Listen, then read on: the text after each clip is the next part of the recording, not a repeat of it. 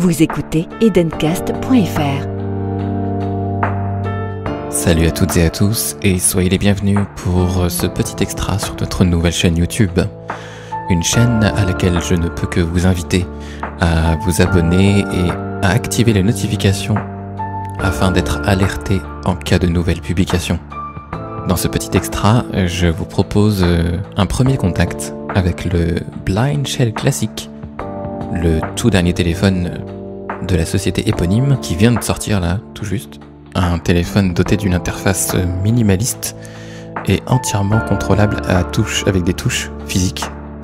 Comme on a reçu un exemplaire pour faire des tests sur Edencast, j'ai prévu de faire un test plus complet. Mais là, l'intérêt en fait, c'est de vous faire découvrir le déballage et le premier contact avec l'appareil.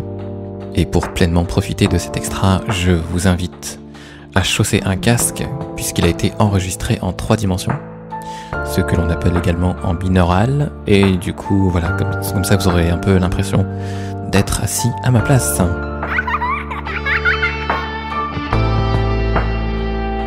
Edencast.fr. Nous voici donc pour un enregistrement, comme on dit, un déballage un déballage en 3D, un enregistrement 3D en binaural du Blind Shell Classic, donc un téléphone mobile dédié aux personnes déficientes visuelles que j'ai reçu aujourd'hui. Et on va voir ce qu'il y a dedans, dans ce carton. C'est un peu comme c'est un peu Noël avant l'heure. Non, je dirais pas ça, mais presque. Alors, vu comme il a emballé le carton, je pense que je vais pas avoir le choix que de passer par un couteau. C'est pas un déballage à la Apple, quoi. Et donc, malheureusement, j'ai pas trop le choix, parce qu'une paire de ciseaux, c'est pas l'idéal. Et donc, c'est pas non plus le déballé sans s'énerver d'Amazon. Quoique, je vais essayer à la main déjà avant, quand même. En fait, j'ai pas allé trop vite. Avec les mains, on peut l'ouvrir, mais il faut avoir de la force dans les mains quand même. Je suis pas sûr que les filles, certaines filles n'arriveraient peut-être pas à l'ouvrir en fait. Alors, sans être macho ni misogyne. Alors là, on a quoi? C'est une feuille que je ne vais pas scanner, parce que je pense que c'est un truc c'est pas important dans le cadre de cet enregistrement. Là on a, donc il est emballé dans un espèce de truc à bulles. Du coup on va le laisser à droite. Voilà. Finalement j'ai pas pris le couteau pour rien. Hop, on va le mettre de côté parce que le couteau quand même c'est pas forcément bien quand on est aveugle quand même. Alors, donc là on a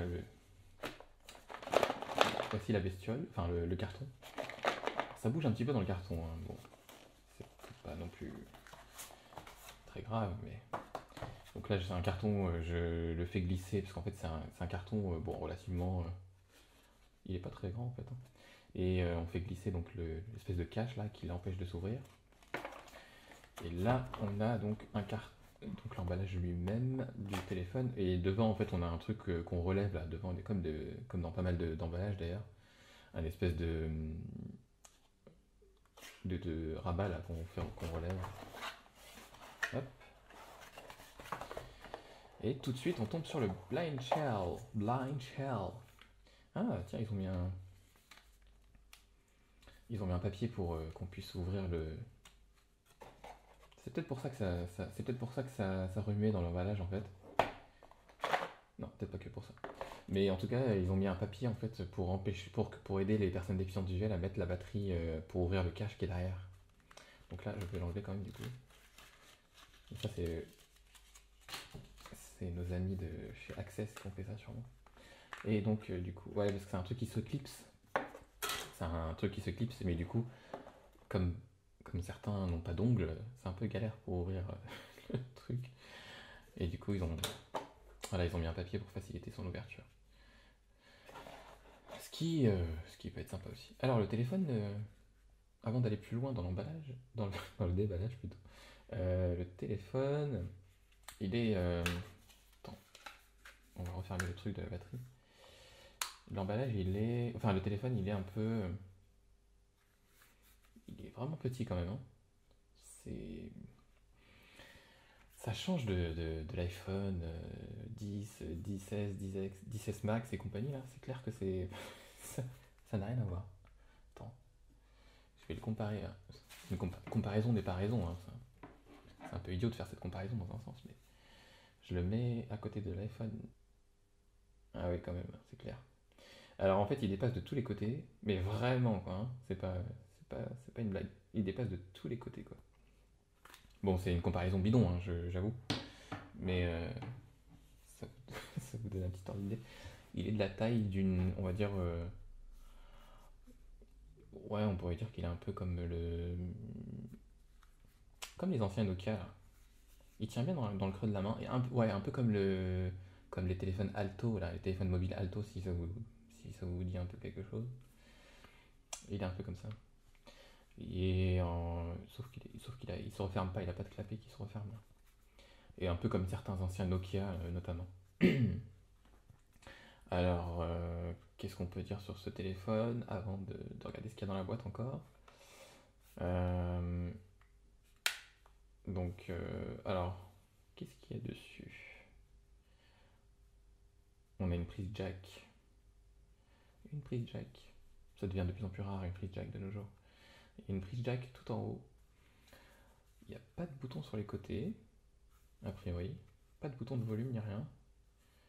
Et en dessous, tout en bas, enfin à l'opposé en fait de la prise jack, mais en dessous, on a la prise micro USB. C'est une prise micro USB. Je dis n'importe quoi. Non, c'est une prise micro USB, ouais. A priori, c'est bien une micro USB. J'ai pas de câble micro USB pour tester ici. Non. C'est pas grave, de toute façon. C'est juste un déballage là. Et on a un autre. Il y a un truc qui m'intrigue quand même. Non, non, non, non. Je dis des bêtises en fait. En fait, en bas, c'est les haut-parleurs. Je crois que c'est le haut-parleur et le micro qui est en bas. Le haut-parleur en main libre, quoi. Et en haut, en fait, il y a le prise jack. La prise jack, elle est en haut à droite. Et juste à côté, je crois que c'est la prise micro USB en fait. Parce qu'elle me paraissait quand même un peu étroite pour une prise micro USB, mais ouais, elle est bien en haut. Elle est en haut en fait. C'est la prise qui permet de charger le téléphone. Et donc en gros, et puis tout autour, il n'y a rien en fait. Il n'y a pas de bouton de volume, il n'y a rien. Tout est sur le pavé enfin le pavé physique, le clavier physique de l'appareil lui-même en fait. Au milieu, donc au milieu. Alors après, si on a le téléphone face à soi, on a un petit écran. Et en dessous, on a donc le joystick. On a un joystick avec avec haut, bas, gauche, droite, et un bouton au centre pour valider, j'imagine. Ensuite, on a deux boutons, deux touches de part et d'autre, donc deux à gauche, deux à droite du joystick. Et en dessous, on a donc le clavier, le pavé numérique. Et c'est des touches. Voilà, je vous fais écouter quand j'appuie dessus. Voilà, en gros, ça donne ça. C'est du plastique, hein. Il est tout en plastique le téléphone.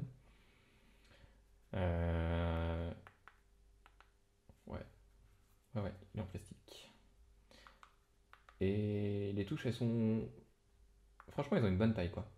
Elles sont pas trop petites. Comme certains téléphones, enfin, comme son concurrent direct d'ailleurs. Parce qu'elles sont toutes petites, les touches du. Enfin, elles sont un peu plus petites, les touches du Minivision. Alors que là, sur le Blind Shell classique, ils sont de taille correcte, quoi. Vraiment, on n'est pas déstabilisé par la pression, quoi. Donc c'est cool. C'est cool. Alors maintenant, je le redéclipse et on va regarder en dessous de la truc, parce qu'il y a sûrement la batterie qui se cache. Alors il y a de la documentation, des papiers, mais il n'y a rien en braille là-dedans. Et bah c'est ça qui bougeait en fait, c'est le chargeur, les écouteurs. et un câble micro USB. Voilà. Et le secteur, enfin la prise secteur. Et la batterie qui est tout au fond. Ouais, en fait, c'est pas, au niveau d'emballage, c'est pas non plus. C'est pas la super classe, quoi. Tout est au fond en vrac, comme ça, un peu. C'est pas non plus rédhibitoire, mais c'est peut-être pour ça que ça bougeait, en fait, en gros. Hop. Donc j'ai mis la batterie et je le reclipse. Bon, la batterie, je pense qu'on peut pas se tromper, hein. Il y a des trompeurs dessus, je pense. Donc on peut pas se gourer. On peut pas se gourer. Ah oui, puis j'avais oublié de dire, mais à l'arrière, il y a un appareil photo, a priori. On va essayer d'allumer maintenant. Dans la mesure où il n'y a aucun bouton autour de l'appareil, on peut pas. Enfin, on va y aller à l'instant, parce qu'il n'y a rien. Il n'y a rien au-dessus, ni autour. Alors on va appuyer sur. On va appuyer sur celui qui est tout en haut à droite. Peut-être que ça va faire quelque chose.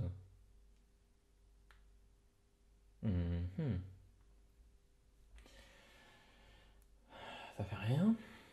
Alors, on va appuyer un peu. Bah, attends, j'exerce une légère pression dessus. Hein. J'appuie pas direct. Enfin, j'appuie un peu et puis je le relâche, mais ça fait rien.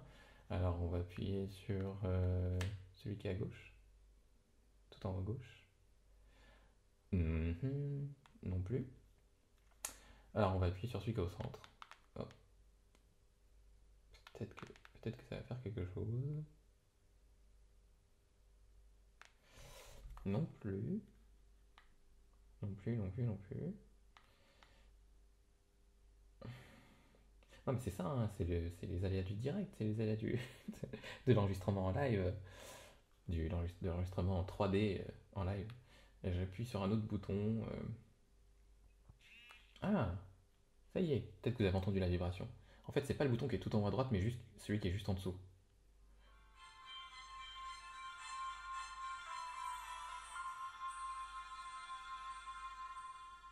Ok. Alors tu vas parler ou pas?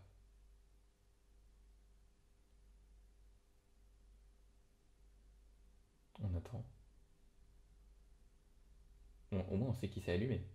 Bienvenue dans Blink chez le classique. Avant de commencer à utiliser le téléphone, veuillez prendre quelques minutes pour vous familiariser avec celui-ci à l'aide d'un didacticiel interactif. Ce didacticiel va vous apprendre à manipuler votre téléphone. Une pression sur n'importe quelle touche pendant ce didacticiel vous informera de sa fonction. Certaines touches ont deux fonctions, selon que vous effectuiez une pression brève ou prolongée sur celle-ci. Une fois votre entraînement terminé, vous pouvez quitter le didacticiel en appuyant longuement sur la touche retour, puis en confirmant l'action à l'aide de la touche confirmée. Le didacticiel va commencer, veuillez appuyer sur n'importe quelle touche du téléphone pour en découvrir la fonction. Ok, alors en fait c'est la voix de Google. Hein. Touche 5. Utilisée lors de la numérotation et de la saisie de texte. Une pression prolongée au sein d'un menu déclenchera la fonction numérotation rapide. Un appui bref au sein d'un menu ouvre l'élément de menu correspondant. Alors on va jouer avec le joystick. Alors on va appuyer tout en haut à droite. C'est la voix de Google hein, du coup. Je pense qu'il y a peut-être moyen d'avoir une autre voix après, je sais pas, on verra plus tard. Appuyez sur une touche pour en connaître les Mais fonctions. oui. Appuyez longuement sur la touche retour pour quitter le didacticiel. Touche volume haut. Augmente le volume du téléphone. Une pression prolongée démarre le contrôle vocal ou la fonction dictée. Ok, donc ceux qui sont tout en haut à droite du joystick. Touche retour. Utilisée pour revenir en arrière dans un menu, annuler des actions ou rejeter un appel. Ok, donc celui qui est tout en haut à droite et tout en haut à gauche du joystick. Touche volume bas. Réduit le volume du téléphone. Une pression prolongée démarre le contrôle vocal ou la fonction dictée. Voilà, alors. Ensuite, donc en haut à gauche et à droite, enfin tout en haut à gauche et à droite du joystick, c'est pour le volume. Et touche retour. Utilisée pour revenir en arrière dans un menu, annuler des actions ou rejeter un appel. voilà, donc ça c'est la touche retour qui permet d'allumer accessoirement, qui est juste en dessous du bouton qui est tout, enfin c'est le deuxième tout en haut à droite, en descendant. Touche confirmée. Utilisée pour sélectionner les éléments de menu, confirmer des actions et accepter des appels. Touche volume bas. Réduit le volume du téléphone. Une pression prolongée démarre le contrôle vocal ou la fonction dictée. Bon, ok, donc c'est les quatre qui sont autour du joystick. Touche centrale. Utilisée pour sélectionner les éléments de menu et confirmer confirmer des actions. Ça, c'est le bouton qui est au centre du joystick. Touche haut affiche un écran contenant certaines informations, telles que la date, l'heure, le niveau de batterie ou la puissance du réseau mobile. Touche bas répète la dernière énonciation, une pression prolongée épellera la dernière énonciation. Touche gauche navigue vers l'élément de menu précédent. Touche droite navigue vers l'élément de menu suivant. Ça, c'est juste les touches du joystick. Hein. Et du coup, après... Touche 1. Utilisée lors de la numérotation et de la saisie de texte. Une pression prolongée au sein d'un menu déclenchera la fonction numérotation rapide. Un appui bref au sein d'un menu ouvre l'élément de menu correspondant. Ok, donc après, on a le pavé numérique, mais bon, voilà. Je vais sortir du didacticiel. Souhaitez-vous vraiment quitter le didacticiel? Appuyez sur la touche confirmer pour quitter. Appuyez sur la touche retour pour revenir au didacticiel. Donc confirmer, c'est celle qui est juste en dessous de celui qui est tout en haut. Enfin, c'est la deuxième en partant... c'est la deuxième si on descend à partir de la gauche du joystick. C'est la seconde en fait, en descendant. Vous avez terminé le didacticiel avec succès. Pour tirer le meilleur parti de votre téléphone, nous vous recommandons également de consulter notre manuel, qui se trouve dans le menu principal. Nous espérons que vous apprécierez votre nouveau téléphone Blind Shell. Nous espérons. 1 sur 9. Nous espérons, ouais. Mais ça, c'est Google. Voilà, c'était un premier contact avec le Blind Shell classique en audio 3D. Voilà, les voyants, eux, ils font bien des vidéos en 3D, machin, et avec des décors. Et donc, je vois pas pourquoi nous, on mettrait pas un peu de son en 3D aussi pendant qu'on y est. Et puis, c'était aussi une manière de vous faire participer au déballage et au premier contact avec l'appareil. J'espère que ça vous aura plu. Nous, de toute façon, je reviendrai beaucoup plus en détail sur l'utilisation du Blind Shell classique sur edencast.fr. Donc, je ne peux que vous inviter à vous abonner, à suivre notre actualité sur le site pour ne rien rater. Au-delà du virtuel et dans vos oreilles, edencast.fr, le podcast.